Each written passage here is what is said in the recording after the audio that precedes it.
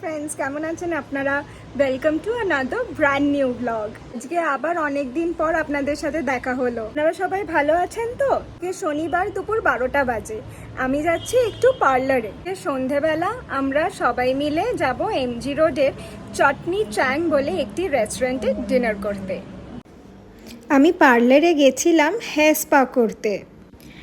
আমি যেই পার্লারটাতে যাই সেখানে হেয়ার স্পা যদি কেউ করায় তাহলে তার সাথে হেড ম্যাসাজও করে দেয়। হেড ম্যাসাজটা এত আরামের যে সারাদিনের ক্লান্তি যেন মনে হয় দূর হয়ে যাচ্ছে। আমি যেহেতু হেয়ার স্পায়ের সাথে অ্যান্টি ড্যান্ড্রাফ ট্রিটমেন্টও নিয়েছিলাম, ওই জন্য আমার চুলটাকে আর ব্লো ড্রায়ার দিয়ে শোকায়নি খুব একটা। 30% শুকিয়ে 70% চুলটা ভেজাই ছিল। এই সুন্দর আনারকলিটা আমার বিয়েতে পাওয়া। আনারকলিটা খুবই কমফোর্টেবল আর রঙটা তো অত্যন্ত মিষ্টি দেখতে। এই দেখুন, চলে এসছি আমরা চাটনি চ্যাং রেস্টুরেন্টে। এই দিনটার বিশেষত্ব হলো যে আমার শাশুড়ি মা জামাই ষষ্ঠী এবং বৌমা ষষ্ঠী দুটোই পালন করেছিলেন।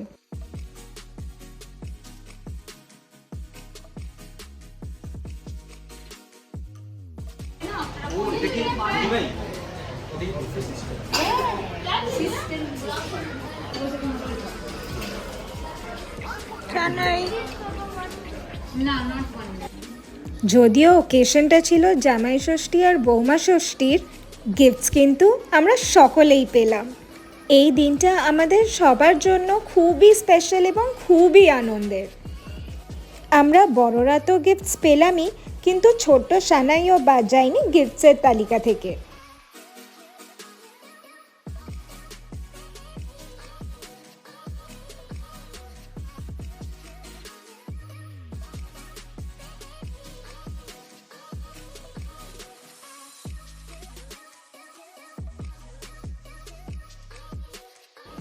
পরের দিন দিদিভাইয়ের বাড়িতে আমাদের একটি ডিনার ইনভিটেশন ছিল, কারণ কিছুজন গেস্ট আসার কথা ছিল। এনারা ব্যাঙ্গালোরেই থাকে, আর যেহেতু আমার ইনলজ আমরা সবাই এখন ব্যাঙ্গালোরেই আছি, ওই জন্য ভাবলাম ওদের সাথে একবার দেখা করে নিই। দিদিভাইয়ের বানানো ভালো ভালো খাবারের সাথে সানাইয়ের সুইট লাইম ওয়াটার তো মাস্ট ছিল। সানাইয়ের বানানো সুইট লাইম ওয়াটারটা খুবই রিফ্রেশিং ছিল।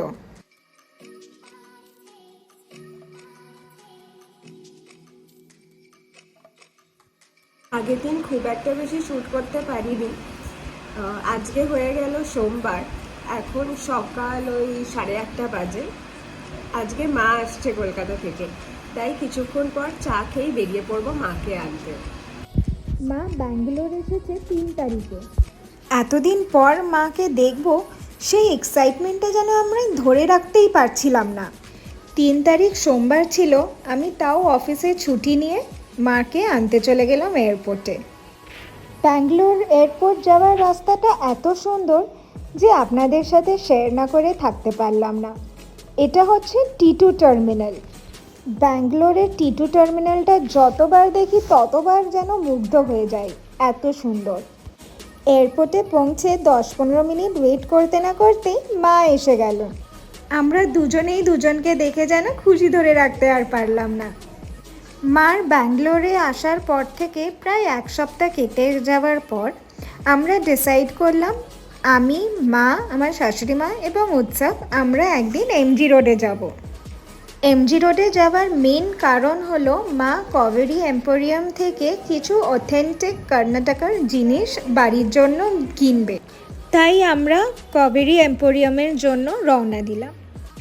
ব্যাঙ্গালোর একটা ডেভেলপ সিটি হওয়ার সত্ত্বেও ব্যাঙ্গালোরে কিছু কিছু রাস্তা আছে যেখান থেকে যেতে যেতে যেন মন প্রাণ দুটোই জুড়িয়ে যায়। এই রাস্তাটাকে হ্যাল রোড বলে, বা হিন্দুস্তান এরোনটিক্স লিমিটেড রোড। শহরে থাকতে থাকতে আমরা গাছপালার কথা তো ভুলেই যাই, ওই জন্য এই রাস্তায় দুধারে গাছ দেখে আপনাদের সাথে শেয়ার না করে আর থাকতে পারলাম না। আমাদের বাড়ি থেকে এমজি রোড আসতে প্রায় 30 থেকে 45 মিনিট লেগে যায়। এই দেখুন, এইটা হচ্ছে এমজি রোডের রাস্তাঘাট। ফাইনালি আমরা এসে পড়লাম এমজি রোডের কাবেরী এম্পোরিয়ামে। এটা অবশ্য কাবেরীর একটা ব্রাঞ্চ। চলুন আপনাদের ভেতরে নিয়ে যায়।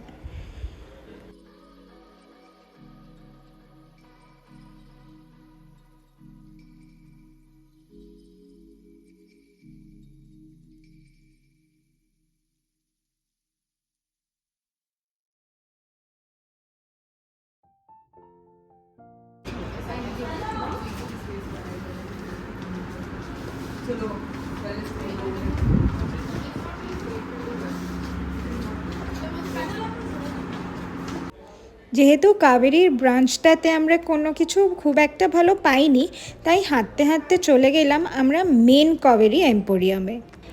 এখানে আসলেই যেন চোখটা পুরো ধাঁধিয়ে যায়।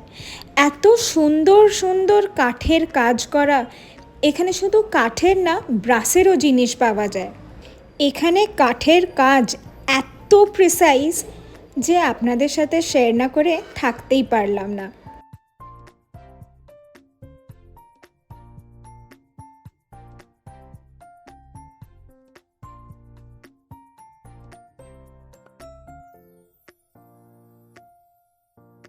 কাবেরী থেকে একটু কেনাকাটি করে আমরা চলে গেলাম চার্চ স্ট্রিটের দিকে।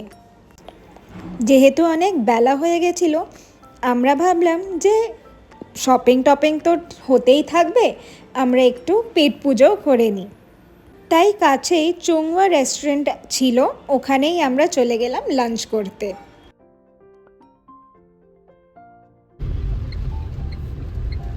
বাদিক দাদিক দেখো, ভালোই রাখবে।